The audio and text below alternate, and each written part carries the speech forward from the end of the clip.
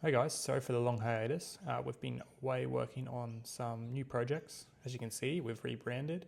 We still have our original company, New Horizon Code, but that's going to be focused more on our SaaS products and stuff like that. But we're excited to introduce Syrup.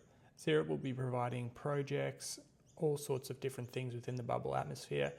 So stay tuned and we will update you as soon as we have some updates regarding when we're taking on new projects. But anyway, let's get into today's video. So normally, when you make a Bubble application, users can only sign up with an email address. We've managed to tweak the internal handling of this to allow users to use a username to sign up for an account. So let's quickly walk through this. I'm going to say my name is Joe Doe, and I want my name to be Joe.Doe.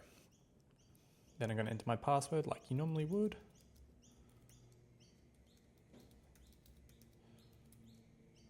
Once I reviewed the privacy policy and terms and service, I'm going to click I agree and then sign up. As you can see, Joe Doe has successfully generated an account. That means if I want to sign in now, I can simply type in Joe.Doe, testing,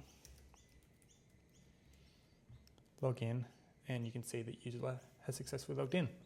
So how do we do this? Well, you may think it's complex, but there's actually quite a simple way to set this up. So let's go over it.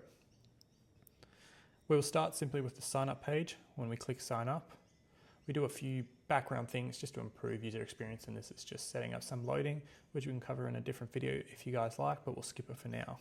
Next, we're going to sign the user up. Their email address in this case is not going to be what you imagine here, because we've set this as a text element. We then handle it as arbitrary text. We input the value, and then we have a domain, because Bubble will still require some sort of email address to handle this, so we're just using our own domain here.